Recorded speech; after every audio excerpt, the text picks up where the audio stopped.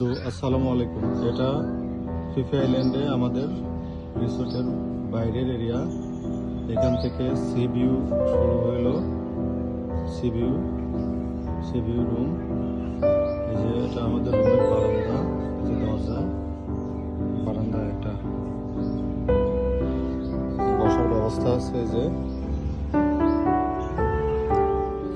হচ্ছে রুমে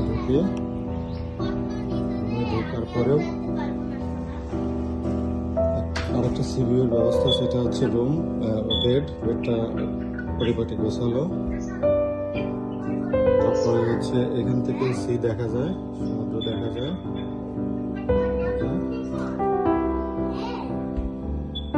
একটা TCL টিভি,